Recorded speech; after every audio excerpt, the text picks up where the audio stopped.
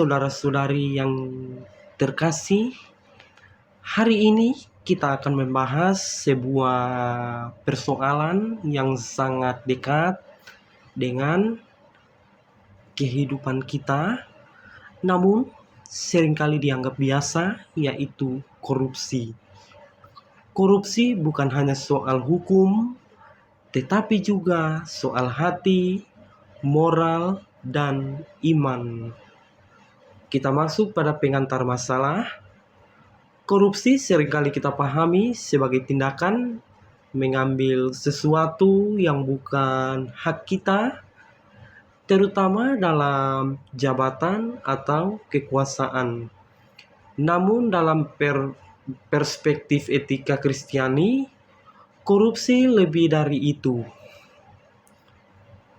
Korupsi adalah bentuk ketidaksetiaan manusia kepada Tuhan karena melanggar nilai-nilai kejujuran, keadilan, dan kasih.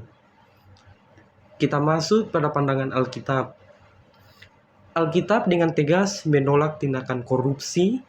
Dalam Amsal 11 ayat 1 dikatakan, "Neraca serong adalah kekejian bagi Tuhan." Ini menunjukkan bahwa ketidakjujuran adalah dosa di hadapan Allah. Begitu juga dalam Lukas 16 ayat 10.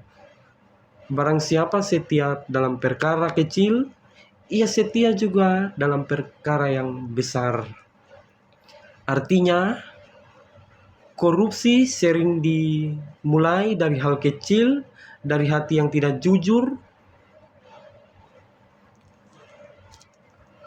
Analis etika Kristiani, ada beberapa hal yang penting yang dilanggar oleh korupsi. Yang pertama, kejujuran. Korupsi adalah kebohongan yang dilegalkan oleh diri sendiri. Kedua, keadilan. Korupsi merampas hak orang lain, terutama mereka yang lemah dan miskin. Ketiga, tanggung jawab manusia dipanggil sebagai pengelola yang setia atas apa yang Tuhan percayakan. Dan yang keempat, kasih. Korupsi bertentangan dengan kasih karena merugikan banyak orang demi keuntungan pribadi. Dampak korupsi.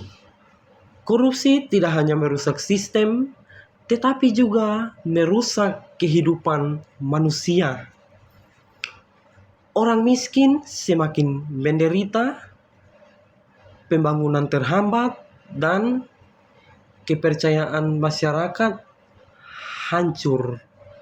Lebih dari itu, korupsi juga merusak hubungan manusia dengan Tuhan. Hati menjadi keras dan nurani menjadi tumpul. Kita masuk pada refleksi iman. Sebagai orang percaya, kita dipanggil untuk hidup berbeda. Roma 12 ayat 2 berkata demikian, "Janganlah kamu menjadi serupa dengan dunia ini." Artinya, kita tidak boleh mengikuti budaya korupsi yang mungkin sudah dianggap normal. Kita dipanggil menjadi terang dan garam dunia, membawa kejujuran di tengah ketidakjujuran. Apa yang bisa kita lakukan? Mulailah dari hal yang kecil, jujur dalam tugas, tidak menyontek, tidak memanipulasi, tidak mengambil yang bukan hak kita, karena integritas bukan dibentuk dalam hal besar saja, tetapi kebiasaan kecil setiap hari.